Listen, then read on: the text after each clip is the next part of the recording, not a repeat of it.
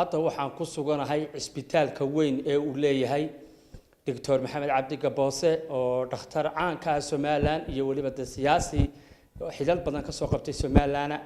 mudane Dr. Maxamed Cabdi Gaboose dhawaan waxaad kulanteen madaxweyne ku-xigeenka Soomaaliland Cabdiraxmaan Cabdilaahi Ismaaciil Saydici oo dad badan leeyihiin kulankaasi wax badan baa ku duugnaa oo dhinaca siyaasadda oo doctorkii dhinacii dhakhtarnimada waa laga kaxaynayaa oo dhinacii siyaasadda ayaa hadda u leexanaya madaxweyne ku-xigeenka maxaa ka wada hadasheen horta anigu maan jeclayn inaan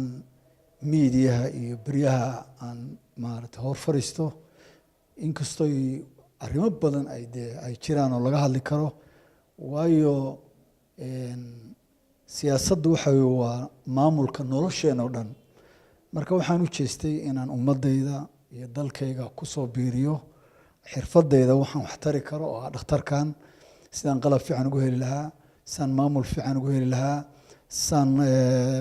dhakhaatiir culculus ugu heli lahaa dadkayga maaragtay 24 saac dhib fara badan ay ka muuqato dibadda ka doonanaya marka qaybta siyaasadda hadda anigu aan u soo jeestay waxa weeye qaybta xirfadayda la xiriirta inaan ummadayda waxaan ka tari karo aan ka taro madaxweyne ku-xigeenku waa dhab waa yimid waa marka hore qof kasta waa ogyahay inaan muddo siyaasadda ku wada jirnay marka saaxiib weyn oo isku dhowna waan nahay wuxuuna igu yimid dhakhtarkuna waa goob bulshada Soomaaliland oo dhan min madaxweyne ilaa miskiinka maaragtay u furan ma aha goob siyaasadeed hadduu rabo inuu siyaasadda la hadlo gurigiisaba dawaan tagaa idinkana maaragtay caafimaad ahaan dad ka xanuunsan waan tagaa marka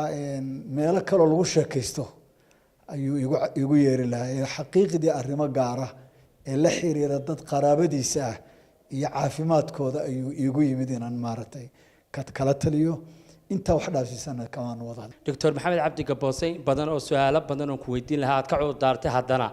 dhinacii siyaasadda xilal badan baad Soomaaliland dabcan ka soo qabatay hadda dhakhtarka weyn ee ku jirna ayaad furtay dhinacii siyaasadda marna ma laga yaabaa inaad ku soo noqoto aniga ku show haddaba siyaasadda waan ku jiray qaybta arrimaha bulshada kaga jira oo ah inaan nafsadeedii aan diray inaan ummadayda wax taro waxaan aaminsanahay qof kaste dalkiisa iyo dadkiisa hadduu wax taro inay siyaasad dalka lagu dhisiyo ay tahay marka siyaasaddii hore laakiin lagu yaqaanay ahayd wasiiro iyo waxyaalaha hadda anugu uma soo jeedo xaqiiqdii uma soo jeedo waxaan ilaahay ka baryaa inuu isbitaalkan iga gacan qabto waxaan ilaahay kaloo ka baryaa madaxweynuhu doonaha ahaado madaxweyne Muuse Bixi ha ahaado iyo mid kaleba cid kastoo dalka hogaaminaysa inuu u fududeeyo hawsha waayo haddii la degto waa nala wada degayso marka laakiin xil aan anigu hadda u soo jeedo arrimaha ma ahan xilkan u soo jeeda waxa weeye haweeney maalin ku saxdaa seed qalab culus u heshaa seed dhakhtar culus u heshaa seed maamul wanaagsan u heshaa halkaasaan kaga jira arrimaha dhakhtar weyn ayaad caasimadda Jamhuuriyadda Soomaaliland ka furtay oo dad fara badan ay dabcan imaadaan oo hadda intii aan ku sugayay ay ahayd saacad aad u badan dadka si aan ula sheekaysanaa dhaqaalaha si uga yara cawdaan bal arrintaa ka war waxa weeye qofka bini'aadamka waxa uu haysto waxa ugu qaalisan waa caafimaadkiisa qof caafimaad qaba ayaa guriga dhisan kara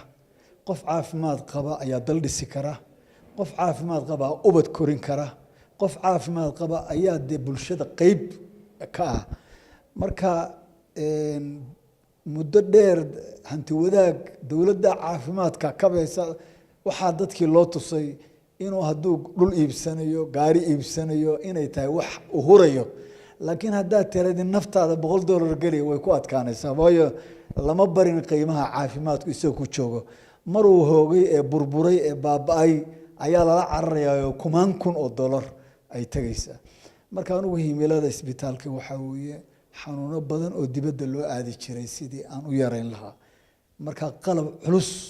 iyo macallimiin culus iyo dhakhaatiir culus ayay u baahanaysaa marka $20,000 oo laga aadi lahaa Hindiya markii laga yaabo in halkan $500 uu ku bogsado anigu ma arko inuu lacag yahay laakiin dadkeenii markaan arkay kuwan awoodi karina maalinta khamiistan waxaan ka dhignay inay free ay tahay dadka aan awoodi karin inay lacag la'aan ku yimaadaan halkan oo aanay noqon bulsho ka xaniban caafimaadka. Batri Koosar Maxamuud, telefishinka Ariel, Hargeysa.